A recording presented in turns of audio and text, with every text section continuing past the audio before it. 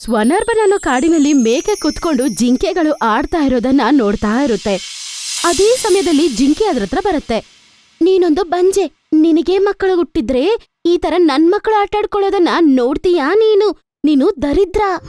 ಹಂಗ್ ಮಾತಾಡ್ಬೇಡ ಅಕ್ಕ, ಎಲ್ಲಾ ದೇವ್ರ ಹೆಚ್ಚೆ. ಆ ದೇವ್ರು ನನ್ಗ ಅದೃಷ್ಟ ಕೊಟ್ಟಿಲ್ಲ, ನನ್ ತಪ್ಪೇನೂ ಇಲ್ಲ, ನನ್ಗಂಗ್ ಬೈಬೇಡ. ನಿನ್ನ ಮಾತು ಕೇಳ್ಬೇಕಾಗಿರೋ ಅವಶ್ಯಕತೆ ನನಗಿಲ್ಲ. ನನಗೆ ಗೊತ್ತಿರೋದು ಮಾತ್ರ ಒಂದೇ, ನೀನು ಬಂಜೆ ಅಷ್ಟೇ. ಅವಳು ಹಂಗ್ ಬೈತಿರ್ತಾಳೆ. ಅದನ್ನ ನೋಡಿ ಪಾಪ ಅವಳಿಗೆ ತುಂಬಾ ಬೇಜಾರಾಗತ್ತೆ. ಅಯ್ಯೋ ದೇವ್ರೆ, ಯಾಕಪ್ಪ ನನಗಿಷ್ಟು ದೊಡ್ಡ ಶಿಕ್ಷೆ? ನನಗೆ ಮಗುನಾದ್ರೂ ಕೊಡು, ಇಲ್ಲ ಆದ್ರೆ ನನಗೆ ದಯವಿಟ್ಟು ಸಾವುನಾದ್ರೂ ಕೊಡು. ಅದೇ ಸಮಯದಲ್ಲಿ ಮರದಿಂದ 2 ಕೋತಿಗಳು ಕೆಳಗಡೆ ಇಳಿಯುತ್ತೆ. ಓ ದೇವ್ರು ನಿನಗೆ ಯಾವಾಗ್ಲೂ ಭಾಗ್ಯ ಕೊಡಲ್ಲ, ದೇವ್ರು ನಿನಗೆ ಸಂತಾನ ಕೊಡಲ್ಲ. ಬಹುಶಃ ನೀನ್ ಸಾಯೋದೇ ಒಳ್ಳೇದ್ ಅನ್ಕೊಂತೀನಿ. ಒಂದ್ ವೇಳೆ ನೀನ್ ಸತ್ತೋದ್ರೆ ಈ ಕಾಡಲ್ಲಿ ಕಳೆದೋಗುವಂತದ್ದು ಏನೂ ಇಲ್ಲ ಬಿಡು. ಅದನ್ ಕೇಳಿಸ್ಕೊಂಡದಕ್ಕೆ ತುಂಬಾನೇ ಬೇಜಾರಾಗಿ ಅದು ನದಿಯ ಬಳಿ ಹೋಗುತ್ತೆ.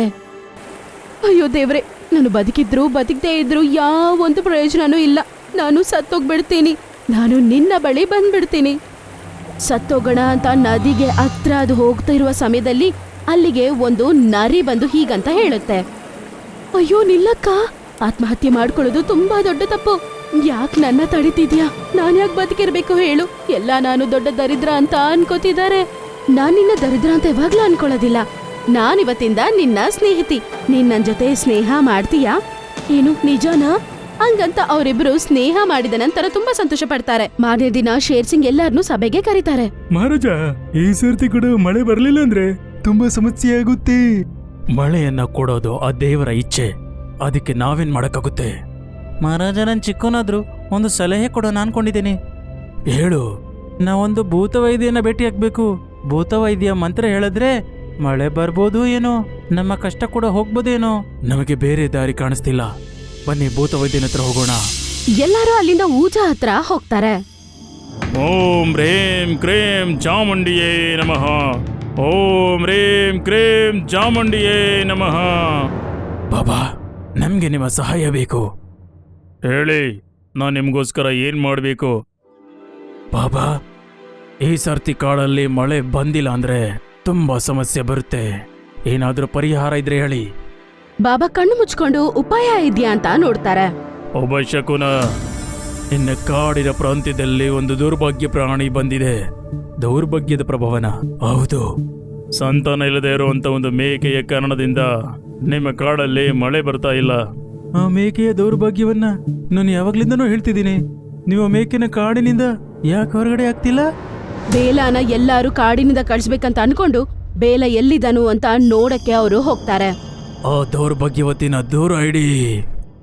ಸ್ವಲ್ಪತ್ತಲ್ಲೇ ಆ ಮೇಕೆ ಕೂಡ ರಾಜನ ಬಳಿ ಬಂದ್ಬಿಡುತ್ತೆ. ನೋಡು ಮೇಕೆ, ನಿನ್ನ ಕಾರಣದಿಂದ ಈ ಕಾಡಲ್ಲಿ ಮಳೆ ಬರ್ತಾ ಇಲ್ಲ. ನನ್ನಿಂದನಾ? ಹೌದು, ನಿನ್ ಕಾರಣದಿಂದನೇ. ನೀನೊಬ್ಳು ದೂರದೃಷ್ಟೆ, ನಿನಗೆ ಸಂತಾನನೇ ಆಗಿಲ್ಲ.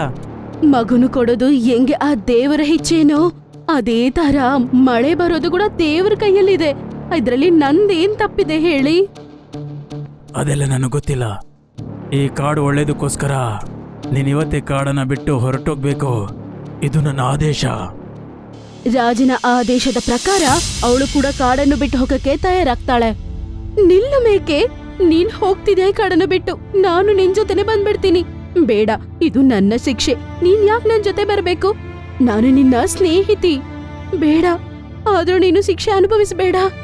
ಇಲ್ಲ, ನಾನ್ ನಿನ್ ಜೊತೆ ಬಂದಿಲ್ಲ ಅಂದ್ರೂ ಪರವಾಗಿಲ್ಲ, ನೀನ್ ನನ್ ಜೊತೆ ಬರ್ಬೋದು ಅಲ್ವಾ? ಏನಂತಿದ್ಯಾ ನೀನು? ಕಾಡಿನ ಆಚೆ ಒಂದು ಗುಹೆ ಇದೆ. ಆ ಗುಹೆಯಲ್ಲಿ ನನ್ನ ಸ್ನೇಹಿತರಿದ್ದಾರೆ, ನಾವು ಅಲ್ಲಿಗೆ ಹೋಗೋಣ. ಸರಿ ಅಂತ ಅವರಿಬ್ಬರು ಆ ಗುಹೆ ಕಡೆ ನಡೀತಾರೆ. ಹೋಗ್ತಿರುವ ಸಮಯದಲ್ಲಿ ಚೀತಾ ಬಾಬಾನ ಅಟ್ಯಾಕ್ ಮಾಡಕ್ಕೆ ಬರುತ್ತೆ. ಮನುಷ್ಯನ್ನ ತಿಂದು ತುಂಬಾ ವರ್ಷ ಆಯ್ತು. ಇವತ್ ನಾನು ನಿನ್ನ ತಿಂದು ನನ್ನ ಹಸು ನೀಗಿಸ್ಕೊಂತೀನಿ. ನಾನ್ ಕಾಡಲ್ಲಿರೋರ್ಗೆಲ್ಲ ಸಹಾಯ ಮಾಡಿದ್ದೀನಿ, ಅದ್ರ ಬದಲಿಗೆ ನೀನು ನನ್ನ ತಿಂತೀಯ? ನಾವು ಚಿರತೆ ಕೂಡ ನಿಮ್ ತರ ಮನುಷ್ಯರಾಗಿ ಮೋಸ ಮಾಡ್ತಾ ಇರ್ತೀವಿ. ಮೋಸ ಮಾಡೋದು ನಮ್ಗೆ ಅಭ್ಯಾಸ ಇದೆ. ಚೀತಾ ಬಾಬಾನ ಸಾಯಿಸೋದಕ್ಕೆ ಮುಂದೆ ಹೋಗುತ್ತೋ ಇಲ್ವೋ ಅದೇ ಸಮಯದಲ್ಲಿ ಅವರಿಬ್ರು ಬರ್ತಾರೆ. ನಿಲ್ಲು ಚೀತಾ, ನೀನು ಬಾಬಾನೇನಾದ್ರೂ ಮಾಡಿದ್ರೆ ನಾನ್ ನಿನ್ನ ಸುಮ್ನೆ ಬಿಡೋದಿಲ್ಲ. ಒಂದ್ಸರ್ತಿ ನಿನ್ನ ಮುಖನ ಕನ್ನಡಿಯಲ್ಲಿ ನೋಡ್ಕೋ, ನಿನಗೆ ಗೊತ್ತಿಲ್ಲ ನಿನ್ನನ್ನೇನ್ ಮಾಡಕ್ಕಾಗುತ್ತೆ. ಹೌದು ನಿಜ, ನನ್ ಕೈಲಿ ನಿನ್ನ ಏನು ಮಾಡಕ್ಕಾಗಲ್ಲ. ಆದ್ರೆ ಶೇರ್ ಖಾನ್ ಹತ್ರ ಈ ವಿಷಯವನ್ನು ನನ್ ಕೈಲಿ ಹೇಳಕ್ಕಾಗತ್ತೆ.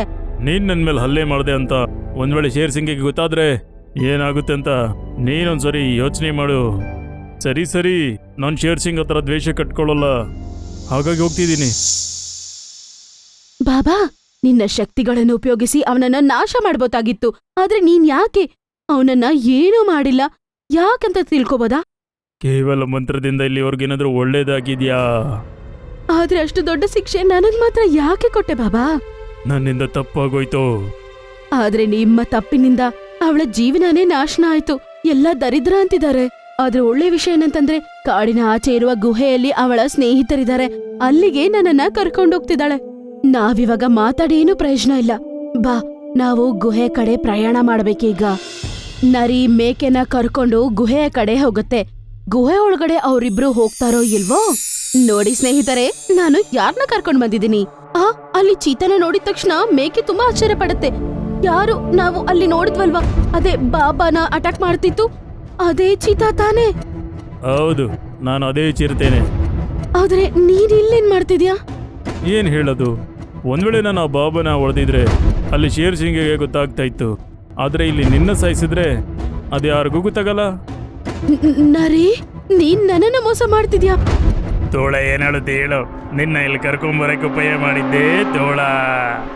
ಅದನ್ ಕೇಳಿಸ್ಕೊಂಡು ಅದಕ್ಕೆ ತುಂಬಾ ಬೇಜಾರಾಗತ್ತೆ. ಹಾಗಾದ್ರೆ ನೀನ್ ನನ್ನ ಸ್ನೇಹಿತಿಯ ಅಲ್ವಾ?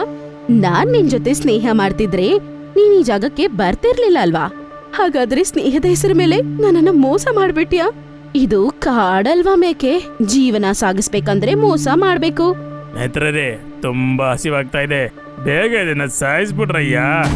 ಬೇಲನ ಸಾಯಿಸೋದಕ್ಕೆ ಅವರು ಮುಂದೆ ಹೋಗ್ತಾರೆ. ಅದೇ ಸಮಯದಲ್ಲಿ ಅಲ್ಲಿಗೆ ಶೇರ್ ಬರ್ತಾನೆ. ನಿಲ್ಸಿ, ಅಷ್ಟು ಅವಸರನಾ ನಿಂಗೆ? ಶೇರ್ ಸಿಂಗ್ ನೀವಾ? ಹೌದು, ನಾನೇ. ಸಮಯಕ್ಕೆ ಬಾಬಾ ಬಂದು ನನಗೆ ಹೇಳ್ದೆ ಹೋಗಿದ್ದಿದ್ರೆ ಇವತ್ತು ನೀವು ಈ ಮೇಕೆನ ಸಾಯಿಸ್ಬಿಡ್ತಾ ಇದ್ರಿ. ಈ ದರಿದ್ರದ ಮೇಕೆಯನ್ನು ಸಾಯಿಸ್ತಿಂದ್ರೆ ಅದ್ರಲ್ಲಿ ತಪ್ಪೇನಿದೆ ಹೇಳಿ? ಸಂತಾನ ಇಲ್ದೇ ಇರೋಂಥದ್ದು ದೌರ್ಭಾಗ್ಯ ಅಲ್ಲ, ಮೂಢನಂಬಿಕೆಗಳನ್ನ ನಂಬೋದು ದೌರ್ಭಾಗ್ಯ.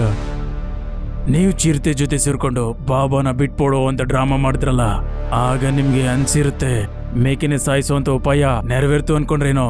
ಆದ್ರೆ ನಿಮ್ಮಿಂದ ಒಂದು ತಪ್ಪಾಗಿದೆ. ನೀವಿಬ್ಬರು ಮೇಕೆನ ಸಾಯಿಸೋಕೆ ಉಪಾಯ ಮಾಡುವಾಗ ನಾನು ಆ ವಿಷಯವನ್ನ ಕೇಳಿದೀನಿ. ಮೇಕೆಯ ನಂಬಿಕೆಯನ್ನು ಗೆಲ್ಲಬೇಕಾದ್ರೆ ನೀನು ಬಾಬಾನ ಅಟ್ಯಾಕ್ ಮಾಡೋ ತರ ನಾಟಕ ಮಾಡು. ಅದೇ ಸಮಯದಲ್ಲಿ ನಾನ್ ಬಂದು ಶೇರ್ ಖಾನ್ ಹೆಸರನ್ನ ಹೇಳಿ ನಿನ್ನ ಕಳಿಸ್ತೀನಿ. ಆಮೇಲೆ ಮೇಕೆ ವಿಶ್ವಾಸನ ಸಂಪಾದನೆ ಮಾಡಿ ಆ ಮೇಕೆನ ಗುಹೆಗೆ ಕರ್ಕೊಂಡ್ಬರ್ಬೇಕು. ಆಮೇಲೆ ಮೇಕೆನ ಸಾಯಿಸಿನ ಪಾರ್ಟಿ ಮಾಡೋಣ.